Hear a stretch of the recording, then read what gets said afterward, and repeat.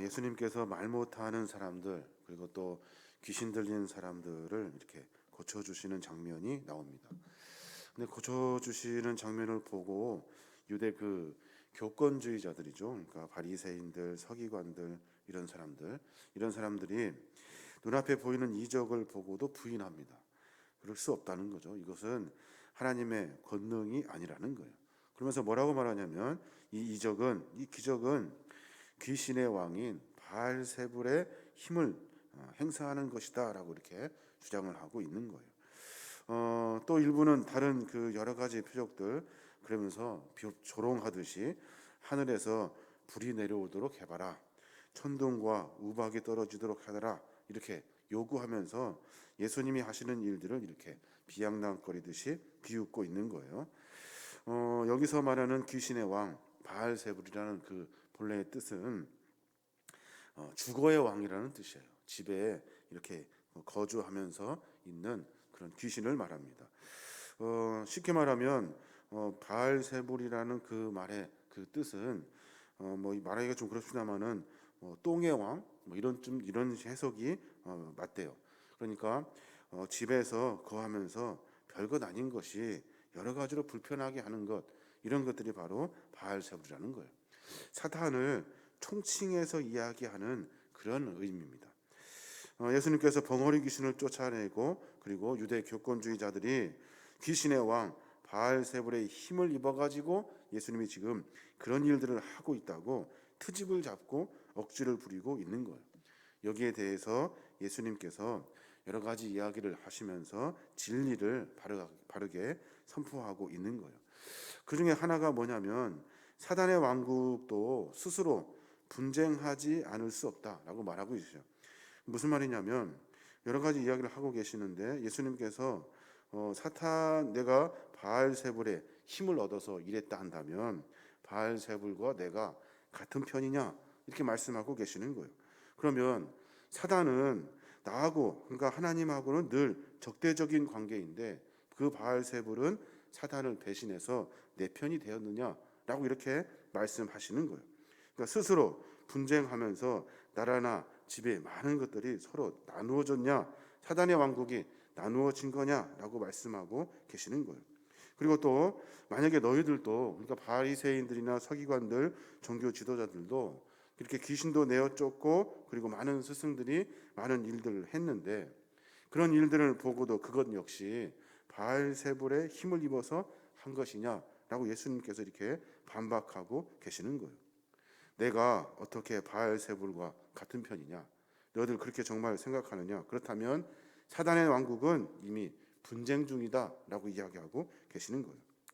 또 하나 말씀하시는 것이 있는데 그것이 뭐냐면 사단의 왕국은 더 강한 자가 왔을 때, 그 강한 자가 왔을 때 무너지게 되어 있다는 거예요.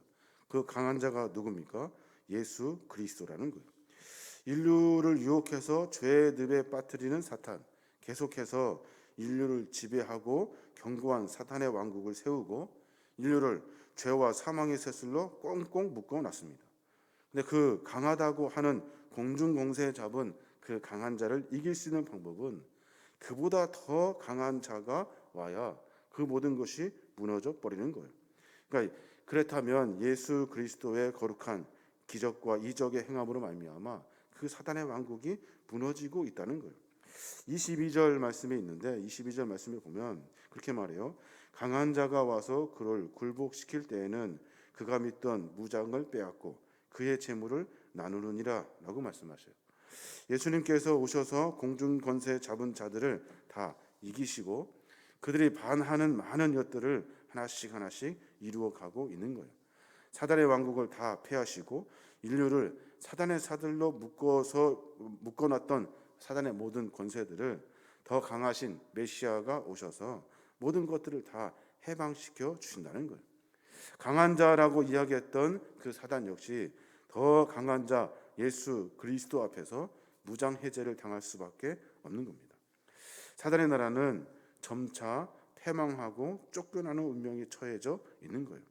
하나님 나라는 더 강한 자 예수의 오심으로 말미암아 이미 하나님 나라가 임하여 진 거예요. 그래서 우리가 매번 십자가의 사건, 그리고 하나님의 거룩한 은혜의 사건들 하나하나를 하나씩 보면 사단의 권세를 점점점 무너뜨리시고 점점점 밀어내시고 그리고 하나님의 궁극적인 승리를 만들어 내시는 거예요. 그래서 우리가 결론적으로 결정해야 될 일이 하나 있어요.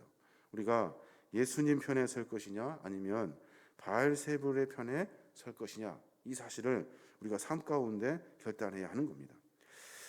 예수님은 사단의 나라와 하나님 나라 사이에 중립지대가 없다는 것을 지금 말씀하고 계시는 거예요. 둘 중에 누구든지 하나를 선택하게 되어 있다는 거예요. 지금 여러 교권주의자들은 그 예수님의 거룩한 사역을 다 반대하여 어쩌면 바알세불의 편에 서고 있는 거예요. 또 많은 이들이 예수님 편인지 바알세불 편인지 분명하게 한쪽으로 치우쳐요 누구든지 선택하게 되어 있다는 거예요. 중간지대는 없다는 거죠. 우리도 생각해 보면 그런 것 같아요. 여러 가지 일들이 있지만 우리가 신앙 안에 산다고 하지만 어쩌면 신앙인인지 아니면 세상의 사람들과 똑같이 살아가는지, 세상에 살고 있지만 우리 안에 하나님의 사람인지 아니면 세상의 사람인지 불견하기 힘들 때가 참 많아요. 그런데 분명한 것은 우리의 마음의 중심에 예수님이 계시느냐 아니면 바알세불과 같은 악한 권세가 우리 안에 있느냐라는 것이 결정되어 있대요. 중간지대는 없다는 거예요.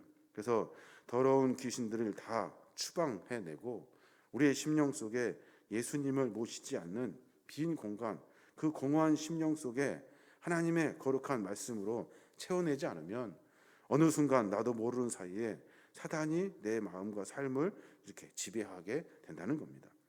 그래서 주님 여러 가지로 말씀하시는데 7 귀신들까지 함께 들어와서 8 귀신들이 처소를 만들어서 다시 그 집에 들어온대요. 내 마음을 점검하고 매번 내 심령을 다듬지 아니하면 사단의 권세는 어떤 틈을 보고 더 많은 일들로, 더 악한 일들로 우리의 마음을 지배하게 된다는 거예요. 그러면 예수님이 하시는 말씀이 있어요. 23절 말씀인데 나와 함께 아니하는 자는 나를 반대하는 자요 나와 함께 모으지 아니하는 자는 해치는 자다라고 말씀하셔요. 이렇게 읽으면 무슨 말씀이신지 잘 이해가 안 되는데 유대 문학에 보면은 이런 비유들이 참 많이 나오는데 전자는 전쟁에서 자기 편에 서는 병사를 의미한대요. 그러니까 무슨 말입니까? 나와 함께하지 아니하는 자는 나의 적이라는 거예요. 나와 함께하지 아니하는 자는 나의 적이에요. 또 후자는 뭐라고 이야기하냐면 목장에서 목자 곁으로 모으는 양들을 의미한대요. 뭐라고 말씀하셔요? 나와 함께 모으지 아니하는 자는 해치는 자다라고 말해요. 나와 함께 이리로 와라 라고 말했을 때 마치 목장의 그 양들이 목자의 곁으로 이렇게 모이는 것처럼 모여야 되는데 모이지 않으면 해치는 짐승과 이리가 되는 거예요. 중립지대는 없는 거예요. 내 편이든 아니면 적이든 목자에 있는 목자의 소리를 듣고 따르는 양이든 아니면 일이든 이렇게 살게 되어 있다는 겁니다. 주님은 이 말씀을 하시면서 선택하라고 우리에게 권면해주고 계시는 거예요. 바알세불의 여러 악한 권세들, 우리의 삶 가운데 우리의 삶의 모든 것들을 지배하는 악한 것에 우리가 휩쓸려 살아가는 것이 아니라 바알세불인지 아니면 예수 그리스도인지 분명히 구분하라고 이야기하고 있는 거예요. 여호와냐 바알이냐라고 물었던 그 엘리야의 선지자의 그 이야기도 우리가 생각해 볼 수가 있어요. 열왕기상 18장 21절에 보면 너희가 어느 때까지 머뭇머뭇하려느냐 하나님이면 그를 따르고 바알이 만일 하나님이면 그를 따르라 하니 백성이 한마디도 대답하지 못하니라. 선포하고 있는 거예요. 하나님이냐 아니면 바알이냐. 이 신앙의 고백들, 이런 우리의 고민이 우리의 삶의 모습을 바르게 세워가는 겁니다. 매번 나는 과연 누구 편인가? 나는 과연 누구인가? 나는 과연 그리스도의 사람인가를 고민하지 않으면 우리는 매번 악한 쪽으로 사단의 권세에 매여서 내 마음 틈 속에 깊이 찾아와 내 마음과 모든 것들을 다 지배하게 되는 겁니다. 사탄은 우리의 삶 가운데 작은 빈틈만 보여도 우리 속에 파고들어가지고 그 속에서 둥지를 트고 만다는 거예요. 그러니까 우리 마음과 심령을 어떻게 해야 됩니까? 늘 보혜사 성령님이 함께 하셔서 충만할 수 있도록 늘 하나님을 고민하고, 내가 어떤 사람인지, 내가 하나님과 어떤 관계인지를 늘 고민하고 묵상하면서 살아야 하는 거예요.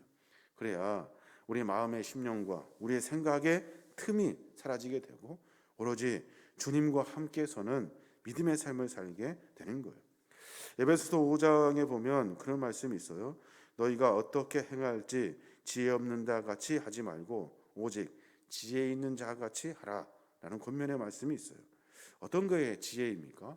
어떤 게 뻔히 우리가 악하다는 것, 그리고 사단이라는 것, 그리고 우리가 충동적으로 이런 것 쫓아다니면서 살아가는 것이 아니라 우리가 어렵고 힘들지만 신앙을 붙들고 믿음 안에 살아가는 것이 지혜예요. 마지막 결론적으로 하나님의 백성을 선택하시고 하나님은 우리로 하여금 천국을 소유하게 하시고 우리로 하여금 하나님의 나라를 만들어가게 하시기 때문에 그래요. 바울은 또 에베소 6장에 그런 말씀 하잖아요. 하나님의 전신갑주를 입으래요. 하나님의 전신갑주, 머리에서 발끝까지 하나의 틈도 없이 모두가 다 하나님의 전신갑주로 하나님으로 다 무장해야 된다고 이야기해주고 있는 거예요. 또 야고보서 4장에 보면 그런 말씀이 있어요. 하나님을 가까이 하라, 그리하면 너희를 가까이 하시리라 라고 말씀하셔요. 하나님이라고 기도하고 매번 하나님을 찾을 때, 우리가 하나님을 찾고 나아갈 때 하나님은 이미 우리와 함께 계시고 우리를 지켜주시고 인도해 주신다는 거예요. 세상에서 흥청망청 그냥 그렇게 고민하지 않고 살다가 가끔 하나님을 찾는 것이 아니라 매번 매 순간마다 하나님을 가까이 하려 할 때 하나님은 우리와 언제나 함께해 주신다는 거예요. 디모데전서 6장 11절에 보면 또 그런 말씀이 있어요. 너 하나님의 사람아 이것들을 피하고 의와 경건과 믿음과 사랑과 인내와 온유를 따르며 믿음의 선한 싸움을 싸우라 라고 이렇게 이야기해 주고 있어요. 하나님의 사람들아 이것을 피하래요. 이것이 뭐예요? 악한의 권세를 피하는 거예요. 악한 권세. 그래서 의와 경건과 믿음과 사랑과 인내와 온유를 쫓으며 살아야 된다고 이야기해 주고 있는 거예요. 이게 바로 예수 그리스도의 편에 선 믿음의 사람들이라는 거예요. 신앙생활을 하면서 여러 가지로 우리가 가끔 하나님을 믿고 섬기고 또 어쩌면 생각날 때 하나님을 찾고 고민하고 이런 것들이 아니라 우리의 삶의 전체적으로 모든 것이 하나님 중심으로 돌아가야 하는 거예요. 그러니까 어렵지만 한순간도 하나님을 잃어버리지 아니하고 매 순간 하나님의 이름을 부르고 매 순간 하나님께 묻고 하나님이 주시는 답으로 한 걸음 한 걸음 나아가야 하는 거예요. 그렇지 않으면 사탄은 어느 순간 내 마음 틈속에 찾아와서 나로 하여금 여러 가지 자기 악한 생각들, 사단의 생각에 빠지게 하는 거예요. 우리의 마음과 심령을 다시 한번 점검해 봤으면 좋겠습니다. 그래서 우리의 삶에 늘 하나님을 고민하고 하나님을 내 안에 모시고 내가 내 인생을 살아가는 것이 아니라 하나님의 거룩한 인생, 나로 하여금 하나님이 계획하신 하나님의 계획의 인생을 사는 것이 그리스도인의 삶이 되는 거예요. 저와 여러분이 오늘 하루 가운데 그런 고민을 해봤으면 좋겠습니다. 하나님, 저는 하나님의 사람입니다. 저는 하나님 중심으로 살겠습니다.